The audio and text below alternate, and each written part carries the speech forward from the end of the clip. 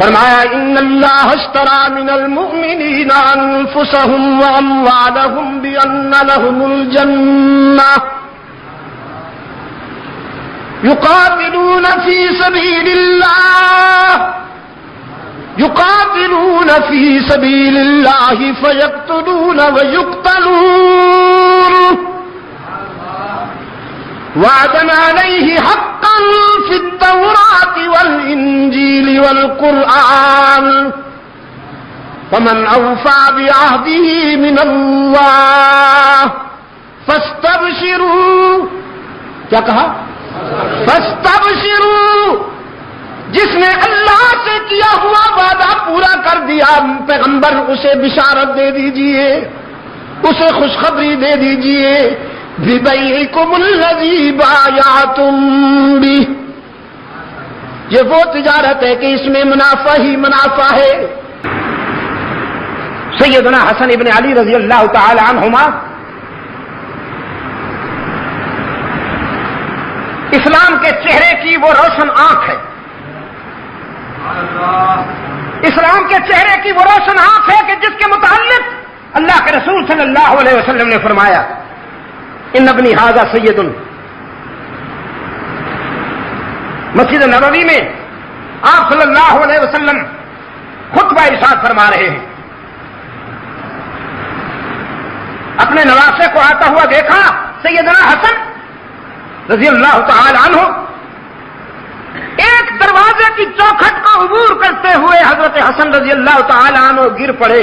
رحمت عالم منبر چھوڑ کے اٹھے اور جا کے اپنے نواسے کو گلے سے لگا لیا. گلے سے لگا کے منبر پہ تشریف لائے, گلے سے لگائے رکھا اور خطبہ ارشاد فرمایا. صحابہ کے لیے یہ منظر انوکھا تھا. نگاہوں میں سوال جھلک رہا تھا. اللہ کے رسول صلی اللہ علیہ وسلم نے محسوس فرمایا کہ نگاہیں پوچھتی ہیں آج سے پہلے تو کبھی ایسا نہیں ہوا, یا آج ہم کیا دیکھ رہے ہیں. آپ صلی اللہ علیہ وسلم نے فرمایا ان ابنی ھذا سید, میرا یہ بیٹا سیادت کا تاجدار ہے. اللہ اس کے سر پہ سیادت کا تاج رکھے گا.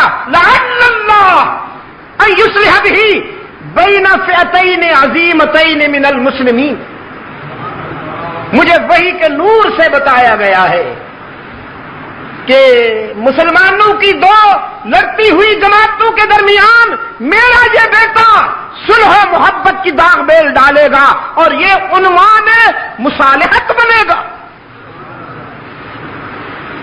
اللہ کے رسول صلی اللہ علیہ وسلم کی اس بشارت کی تکمیل کا وقت آ گیا جب سیدنا حسن نے رضی اللہ تعالی عنہ اپنے چچا سیدنا معاویہ سے مصالحت کر لی. جی مصالحت کر لی اور اب دیکھیے اس مصالحت کے بعد سیدنا معاویہ رضی اللہ تعالی عنہ نے حضرت حسن رضی اللہ تعالی عنہ سے فرمایا بھتیجے کیا چاہتے ہو. انہوں نے جو شرائط لکھی ظاہر ہے کہ وہ شرائط اللہ کے دین کے لیے تھی, امت مسلمہ کی خیر کے لیے تھی. معاویہ رضی اللہ تعالی عنہ نے سفید کاغذ بھیجا حضرت حسن کے پاس اپنے دستخط کے ساتھ. فرمایا میں دستخط کر کے بھیج رہا ہوں, جو آپ کی مرضی آئے وہی شرائط لکھ دیں, مجھے پیشگی منظور ہے. اسلام کی تاریخ میں نہیں, میں دعویٰ کر رہا ہوں کہ انسانی تاریخ میں اس کی کوئی مثال نہیں ملتی کہ کبھی کسی نے ایسے بھی مصالحت کی ہو کہ سفید کاغذ پہ دستخط کر کے بھیج دیے ہوں, چاہے اس کے اوپر حضرت حسن لکھ دیں کہ میری پہلی شرط یہ ہے کہ آپ ہٹ جائیں اور سلطنت میرے حوالے کر دیں. تو معاویہ تو دستخط کر چکے تھے نا. اگر حضرت معاویہ حق و صداقت کے معیار پہ پورے نہیں اترتے تو پھر اس سفید کاغذ پر حضرت حسن ابن علی کو پہلی شرط یہی لکھنی چاہیے تھی کہ آپ ہٹ جائیں, میں قرآن و سنت کے نظام کو چلانے کے لیے آ رہا ہوں. لیکن ایسا نہیں کیا انہوں نے. انہوں نے جو اپنی شرائط لکھی اس کی روح یہ تھی کہ دور خلافت راشدہ کی روشنی میں فیصلے ہوا کریں گے. ہمارے جو سچے دوست ہیں انہیں تحفظ ملے گا. اپنی ضروریات کے لیے انہوں نے کچھ سالانہ اخراجات کا بھی ایک تخمینہ لکھا جسے منظور کر لیا گیا. منظور تو کیا کیا جانا تھا وہ تو پہلے ہو چکا تھا. اب اس کے بعد 41 ہجری کے بعد حضرت حسن رضی اللہ تعالیٰ عنہ تقریباً 6.5 سال زندہ رہتے ہیں.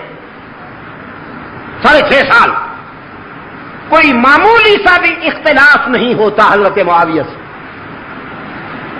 مکمل یگانگت اور وحدت کے ساتھ اور تعاون کے ساتھ چلتے ہیں. ان کا انتقال ہو جاتا ہے. پھر سن 60 میں حضرت معاویہ کا انتقال ہو جاتا ہے. تو 41 اور 60 کے درمیان کتنے سال ہیں؟ 19 سال. ان 19 سالوں میں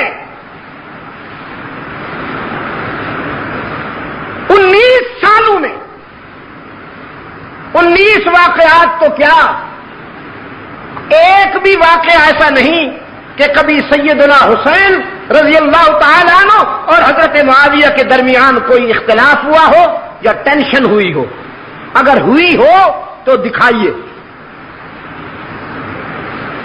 کسی بھی کتاب میں دکھائیے کہ حضرت حسین رضی اللہ تعالی عنہ اور سیدنا معاویہ کے درمیان کوئی ٹینشن ہوئی ہو. نہیں.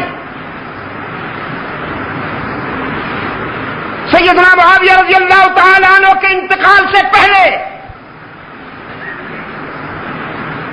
امت مسلمہ کے جو صاحب الرائے روشن ضمیر بزرگ تھے ان کی مشاورت ہوئی اور اس مشاورت کی روشنی میں یہ طے ہوا کہ آئندہ قیادت کا بوجھ اور ذمہ داری ابن معاویہ پہ ڈالی جائے. یہ 58 کی بات ہے. مجھے افسوس ہے, میں بڑے دکھ کے ساتھ یہ بات کہہ رہا ہوں کہ دینیات کا جو چیپٹر اس وقت پڑھایا جا رہا ہے اسکولوں میں اس میں یہ جھوٹ لکھا ہوا ہے, یہ افترا کیا گیا ہے, یہ بہتان لکھا ہوا ہے کہ معاویہ نے اپنے بیٹے کو بادشاہ بنانے کے لیے امت کو دھوکہ دیا.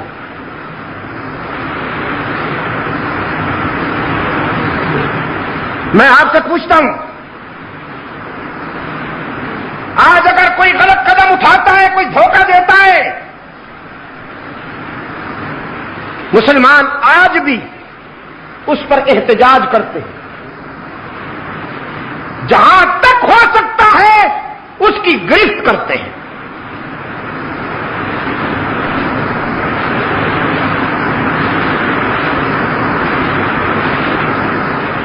آج ہمارے دوست جن کے پاس اقتدار ہے وہ محاسبے کا عمل جاری کر رہے ہیں کہ پچھلے دور میں حکمرانوں نے جو کچھ کیا ان کا حساب لیا جائے گا. پھر جب یہ جائیں گے تو جو اگلے آئیں گے وہ ان کا محاسبہ کریں گے. میں آپ سے پوچھتا ہوں, سیدنا معاویہ رضی اللہ تعالی عنہ نے خدا نخواستہ جس طرح کے دینیات کے اس چیپٹر میں جھوٹ لکھا ہوا ہے, ایسا کوئی قدم اٹھایا ہوتا امت کبھی انہیں معاف نہ کرتی. یہ اس دور کے راوی کو تو دکھائی دیا, اس دور کے گروہی عصبیت کے بیمار مورخ کو تو دکھائی دیا, لیکن اس وقت جو کروڑوں کی تعداد میں مسلمان تھے انہیں کیوں نہیں دکھائی دیا؟ مکمل اتحاد کے ساتھ فیصلہ ہوا, مکمل اتحاد کے ساتھ فیصلہ ہوا. اور بیٹے کو نامزد کرنا میں تسلیم کرتا ہوں کہ سنت شیخین تو نہیں لیکن حرام بھی نہیں. اگر باپ کے بعد بیٹے کا برسر اقتدار ہونا حرام ہوتا تو پھر سیدنا علی رضی اللہ تعالی عنہ کے بعد سیدنا حسن کبھی یہ ذمہ داری قبول نہ کرتے. انہوں نے یہ ذمہ داری قبول کر کے عملاً ثابت کر دیا کہ باپ کے بعد اگر بیٹے میں صلاحیت ہے تو اقتدار کی ذمہ داری سنبھالنا حرام نہیں ہے. قابل ذکر 5 حضرات نے اختلاف کیا تھا. سیدنا ابو بکر صدیق رضی اللہ تعالیٰ عنہ کے بڑے بیٹے حضرت عبد الرحمن نے، سیدنا عمر رضی اللہ تعالیٰ عنہ کے بیٹے حضرت عبداللہ نے،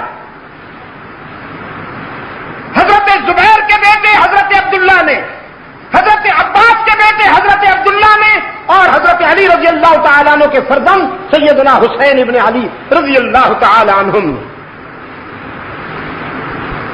حضرت عبد الرحمن ابن ابو بکر رضی اللہ تعالیٰ عنہ کا سن 60 سے پہلے انتقال ہو گیا.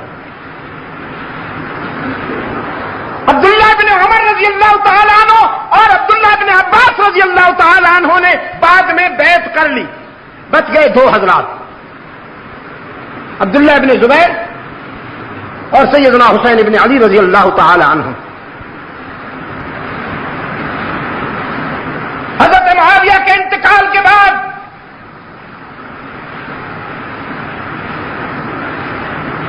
سیدنا حسین ابن علی رضی اللہ تعالی عنہ سے کہا گیا کہ آپ اس سلسلے میں کیا فیصلہ فرماتے. سیدنا حسین رضی اللہ تعالیٰ عنہ کے سامنے 2 راستے تھے. ایک راستہ یہ کہ سیاست میں اختلاف کا وہ رخ اختیار کیا جائے جس رخ کے اختیار کرنے کے بعد 1 لاکھ انسان قتل ہو گئے جمل میں اور صفین میں. اختلاف کا ایک طریقہ وہ تھا، اور ایک طریقہ یہ تھا کہ میں کنارہ کشی اختیار کر لوں. جو نقصان ہو چکا وہ تو میرے بس میں نہیں تھا، لیکن اب یہ تو میرے بس میں ہے کہ میں ایک طرف ہو جاتا ہوں تاکہ محمد عربی کی امت میری وجہ سے خون ریزی میں مبتلا نہ ہو. یہ وہی سوچ ہے جو سیدنا عثمان ابن عفان رضی اللہ تعالیٰ عنہ کی سوچ تھی کہ ان کے پاس اختیار بھی ہے، ان کے پاس اقتدار بھی ہے، ان کے پاس فوج بھی ہے، ان کے پاس قوت بھی ہے، لیکن ان سب کچھ کے ہوتے ہوئے بھی مدینہ کو خون ریزی سے بچانے کے لیے جان دے دی، لیکن امت مسلمہ کو فتنہ و فساد سے بچانے کی کوشش کی. یہ وہی طریقہ تھا جسے سیدنا حسین ابن علی رضی اللہ تعالی عنہ نے اپنانا پسند کیا. اور میں سمجھتا ہوں کہ یہ حسین کا امت پر عظیم احسان ہے. میں آج پورے وثوق سے کہتا ہوں کہ اگر حضرت حسین رضی اللہ تعالیٰ عنہ مقابلے میں آ کر، جس طرح آج کل مقابلہ ہوتا ہے لیڈروں کا، اگر سیدنا حسین مقابلے میں آ کر امت مسلمہ کو دعوت دیتے کہ تم میرا ساتھ دو، تو خدا کی قسم امت کا 90% حضرت حسین کے ساتھ ہوتا.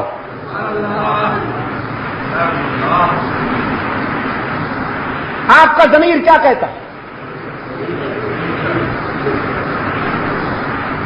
آج 1400 سال گزر جانے کے باوجود ہمارے دلوں میں جتنی محبت، جتنا پیار سیدنا حسین کے لیے ہے، خلفائے راشدین کے بعد وہ پیار کسی اور کے لیے نہیں. یہ صرف میری بات نہیں ہے، میرا خیال یہ ہے کہ ہر مسلمان کے احساسات یہی ہیں. اگر اس وقت حضرت حسین رضی اللہ تعالیٰ عنہ تقابل کا راستہ اختیار کرتے تو میرا ضمیر کہتا ہے کہ امت کا 90% ان کا ساتھ دیتا. کہ وہ زخمی سانپ جسے حضرت علی رضی اللہ تعالیٰ عنہ نے پاؤں رکھ کے کچلا تھا، وہ خارجی بے ایمان، وہ منافقین جن کے ہزاروں دہشت اور تخریب کاروں کو سیدنا علی رضی اللہ تعالیٰ عنہ نے اپنے دور خلافت میں ٹھکانے لگا دیا تھا. انہوں نے دیکھا کہ موقع بڑا مناسب ہے, خطوط لکھے, سیدنا حسین کو دعوت دی. اگر وہ خطوط آپ پڑھیں تو حیران رہ جائیں گے. میں کہا کرتا ہوں یوسف کنعان میں اور حسین کوفہ میں. یوسف کنعان میں اور حسین کوفہ میں دونوں مہربانوں کے ڈسے ہوئے ہیں. دونوں کو دوستی کے عنوان سے دشمنی کا سامنا کرنا پڑا. باقر مجلسی کی تحقیق کے مطابق, شیخ مفید کی تحقیق کے مطابق روزانہ ہزاروں خطوط کی بوریاں آتی تھیں حضرت حسین کے پاس کہ مولا ہم تیرے والد گرامی کے مرید ہیں, ہم تیرے غلام ہیں, تشریف لائیے, ہم آنکھیں فرش راہ کریں گے. سیدنا حسین ابن علی رضی اللہ تعالیٰ عنہ نے سب سے پہلے اپنے چچا زاد بھائی حضرت مسلم بن عقیل کو اپنا سفیر بنا کے بھیجا کہ تم جاؤ اور کوفہ کے حالات کا جائزہ لے کر مجھے رپورٹ دو. وہ تشریف لے جاتے. کوفہ میں پہنچتے ہی ہر طرف سے آوازیں بلند ہوئی, امام آ گیا. پورا کوفہ عقیدت و احترام سے باہر نکل آئے اور حضرت مسلم رضی اللہ تعالیٰ عنہ کے ہاتھ پہ بیعت کی. مولا قربان جاؤں. شیخ مفید کہتا ہے تقریباً 32,000 لوگوں نے حضرت مسلم کے ہاتھ پہ بیعت کی. کوفے کی آبادی تھی ہی اتنی, 32,000 انسانوں نے بیعت کی. حضرت مسلم رضی اللہ تعالیٰ عنہ نے خط لکھا سیدنا حسین ابن علی رضی اللہ تعالیٰ عنہ کو, گویا پازیٹو رپورٹ دی, گرین سگنل دیا کہ حالات صحیح ہیں, سب لوگ آپ کے عقیدت مند ہیں. انہوں نے آپ کی نسبت سے میرے ہاتھ پہ بیعت کی, گویا آپ کی بیعت کی, آپ تشریف لے آئیے, نو پرابلم. ادھر یہ خط روانہ ہوا, ادھر گورنر صاحب تبدیل ہو کر آ گئے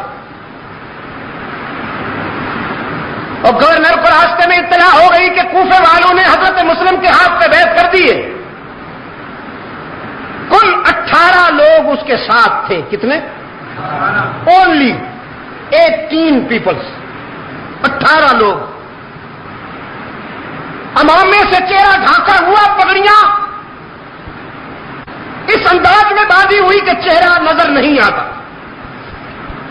یہ بلوچستان میں اب بھی ہے, گرم علاقہ جہاں ریت اڑتی ہے اور ہوائیں گرم ہوتی ہیں, وہ چہرہ چھپا لیتے ہیں دھوپ سے, گرمی سے بچنے کے لیے بھی اور مٹی گند سے بچنے کے لیے بھی. تو چہرے پہ امامے کا ایک پلو یوں ڈال رکھا ہے.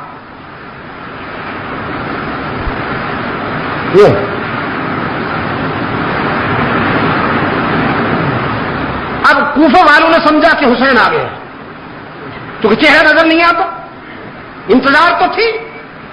سیدنا مسلم بن عقیل رضی اللہ تعالیٰ عنہ نے فرمایا کہ میں آیا ہوں, اب وہ آنے والے ہیں. تو کوفہ والوں نے سمجھا کہ حسین آ گیا. پھر سارا کوفہ جمع ہو گیا. السلام علیکم یا ابن رسول اللہ, السلام علیکم یا ابن رسول اللہ, رسول کے بیٹے آپ پہ سلام ہو, ہم تو آپ کے منتظر تھے. وہ تو ابن زیاد تھا, سنتا آ رہا ہے اور چلتا بھی آ رہا ہے.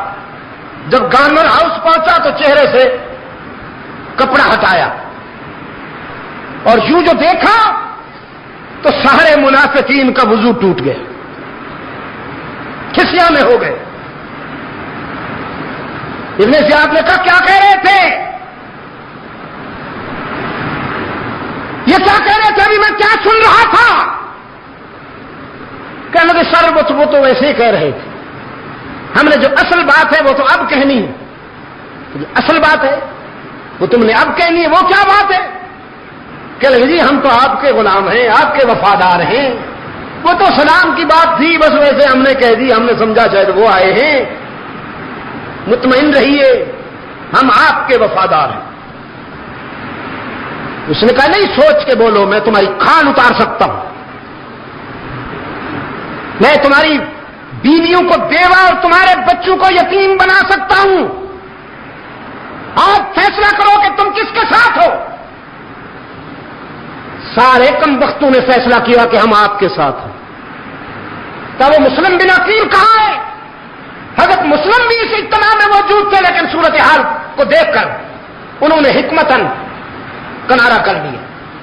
انہوں نے کہا ہم ابھی پیش کرتے ہیں آپ کی خدمت. اب حضرت مسلم رضی اللہ تعالی عنہ پورے کوفہ میں گھوم رہے ہیں, کوئی شخص انہیں پناہ دینے کے لیے تیار نہیں. یہی جو پہلے مولا قربانت سوم کہتے تھے, اب وہ پناہ دینے کے لیے گھر میں گھسنے کے لیے بھی آپ اجازت نہیں دیتے. دن گزر گیا, رات آ گئی. بولے کتوں کی طرح ابن زیاد کے فوجی اس کے پیچھے پڑے ہوئے ہیں, اور حضرت مسلم پتھریلی زمین پر, نوکیلے پتھروں والی زمین پر ان سے بچنے کے لیے کوفہ کے گلی کوچوں میں چلتے ہیں. ایک جگہ پر ٹھوکر لگی, گرے, منہ ایک پتھر پہ جا لگا. سامنے کے کچھ دانت ٹوٹ گئے, خون کا فوارہ نکلا, اور آسمان کی طرف دیکھ کر فرمانے لگے محمد کے معبود, محمد نے بھی تجھ سے وفا کی ہے, اس کی اولاد بھی تجھ سے وفا کرنے کا عزم کر چکی ہے. آزما لے جتنا آزمانا ہے. قریب کے گھر سے ایک بوڑھی باہر نکلی, پہچان گئی, کہنے لگی امام آپ ہیں. گھر کا دروازہ کھولا, اندر لے گئی, زخم دھوئے. زخم دھونے کے بعد کہنے لگی ہوں تو بوڑھی عورت ہوں, کچھ کر نہیں سکتی, لیکن محمد کے گلشن کے پھول اتنا تو کر سکتی ہوں کہ اگر کوئی تیر آپ پہ چلے گا تو انشاءاللہ جب تک میں زندہ ہوں وہ میں اپنے وجود پہ لوں گی, کوئی تیر تجھ تک نہیں پہنچنے دوں. حضرت مسلم نے فرمایا کوئی تیر برداشت کرنے کی ضرورت نہیں میری وجہ سے, بس صرف ایک مہربانی کر دے, مجھے نہیں پتا کہ میں کتنی دیر زندہ رہوں گا, بس ایک مہربانی کر دے, میرے بھائی حسین تک کسی طرح سے پیغام بھیج دے. میں پہلے انہیں رپورٹ دے چکا ہوں, میں پہلے انہیں خط لکھ چکا ہوں کہ حالات صحیح ہیں, لیکن خدا را اب تو کسی طرح سے میرا یہ پیغام ان تک پہنچا دے کہ کچھ بھی ہو جائے کوفہ میں قدم رکھنے کی کوشش نہ کرنا. یہ لوگ اعتماد کے قابل نہیں. ساتھ والے کمرے میں اس بوڑھی کا بیٹا سویا ہوا تھا. اس نے خسر پسر سنی تو باہر نکل آیا, ماں سے پوچھا یہ کون آیا ہے؟ وہ کہنے لگی دیکھو اگر کسی کو بتایا تو دودھ نہیں معاف کروں گی, محمد کا بیٹا ہے, اہل بیت کا فرض ہے, آج ہمارے گھر میں مہمان ہوا ہے, بتانا کسی کو نہیں. اس نے آ کر حضرت مسلم کے ہاتھ چومے, حضرت مسلم کا دامن چوما, ہاتھ چومے, پاؤں چھو لیے, کہنے لگا قربان جاؤں امام ہمارے گھر میں آیا, سبحان اللہ. ماں سے کہنے لگا ماں ذرا تھوڑی دیر کے لیے مجھے اجازت ہو. تو کہاں جاتا ہے؟ کہنے لگا میں مسجد میں شکرانے کے نوافل ادا کرنے جاتا ہوں, اللہ نے اتنا بڑا کرم کیا کہ آل رسول کو ہمارے گھر بھیج دیا. کہنے لگی اچھا تو شکرانے کی نوافل ادا کرنا چاہتا ہے, تو کبھی فرض نہیں پڑتا بدبخت, آج تجھے نوافل کیسے یاد آ گئی؟ گھر سے نکلا, کنڈی باہر سے لگا دی, سیدھا گورنر ہاؤس. گورنر سے کہا شکار میرے قبضے میں ہے, انعام لاؤ. انعام لیا اور حضرت مسلم کو ان کے حوالے کر دیا. مسلم شہید کر دیے گئے. سیدنا حسین رضی اللہ تعالیٰ عنہ کو راستے میں اطلاع ملی, وقت اجازت نہیں دے رہا. اگرچہ یہ باتیں پہلے بھی کسی ملاقات میں ہو چکی ہیں, لیکن میں اپنے عزیز نوجوانوں کے ذہن میں یہ بات بٹھانا چاہتا ہوں کہ کربلا میں حسین رضی اللہ تعالی عنہ سیاست کرنے نہیں آئے تھے, سے خدا کی قسم اپنے نانا سے سیکھی ہوئی شرافت اور اپنے ابا سے سیکھی ہوئی شجاعت کا مظاہرہ کرنے آئے. بس اگر سیاست کرنی ہوتی تو پھر انداز اور ہوتے. اور وہ میں کہہ بیٹھا ہوں کہ اگر وہ سیاست کرنا چاہتے تو امت کا 90% ان کا ساتھ دے دی. تشریف لائے اور بڑی شجاعت اور بہادری کے ساتھ اپنی جان کا نذرانہ پیش کیا. آج ہم حسین کو دیکھتے ہیں رضی اللہ تعالی عنہ.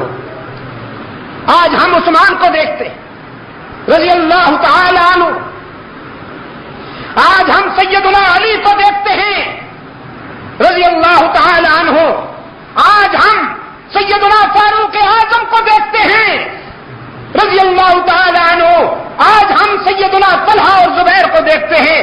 یہ گلشن اسلام کے وہ رنگین پھول ہیں کہ جن کا سراپا خون شہادت سے رنگا ہوا ہے. ہم ان میں سے کسی کو بھی افسردہ نہیں پاتے. قرآن کے آئینے میں ہمیں ان میں سے کوئی ایک بھی نروس نظر نہیں آتا. اس لیے کہ اللہ نے انہیں اس انجام کی روشنی میں بشارت دی ہے. غم کا پیغام نہیں دیا. فاستبشروا کہتا ہے قرآن کریم. فرمایا ان اللہ اشترى من المؤمنین انفسهم واموالهم بان لهم الجنہ يقاتلون في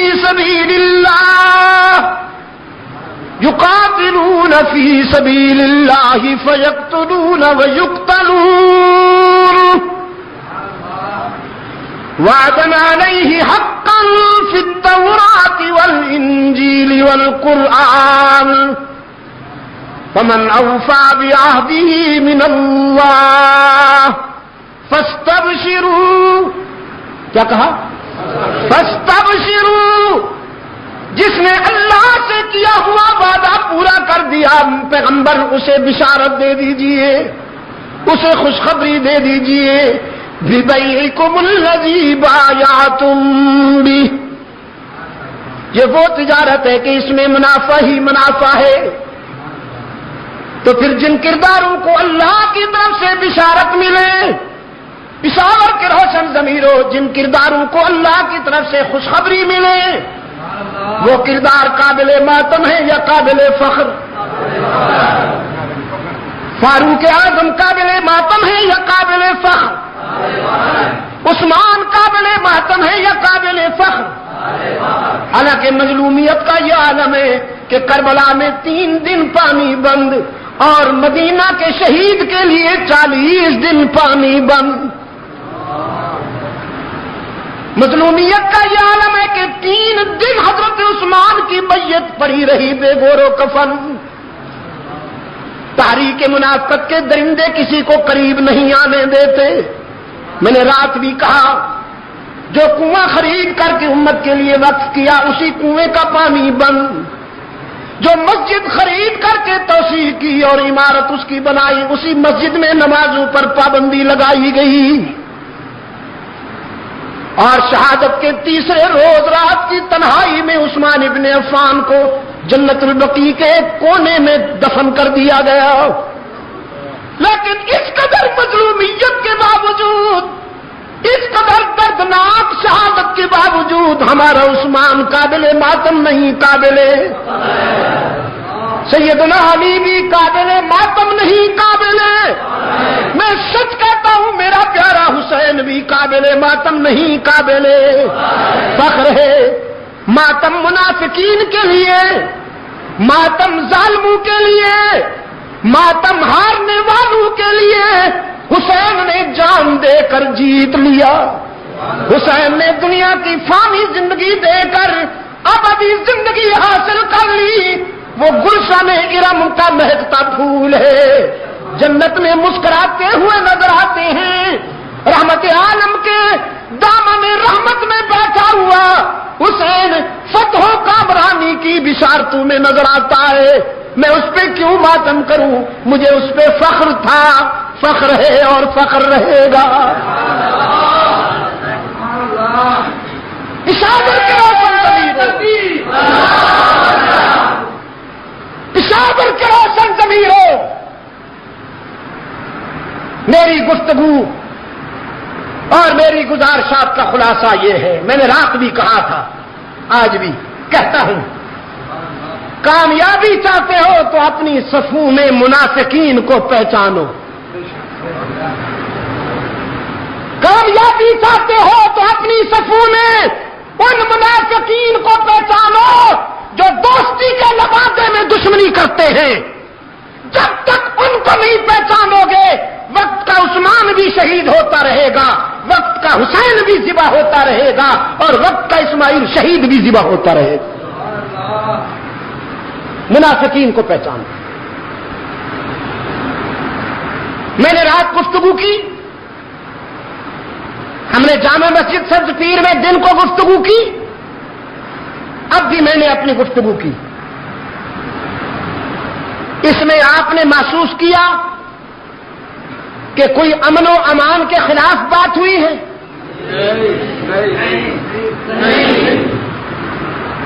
تو پھر انتظامیہ کے ذمہ دار حضرات بھی لکیر کے فقیر نہ بنا کریں۔ ہمارا مقدر دیکھیے،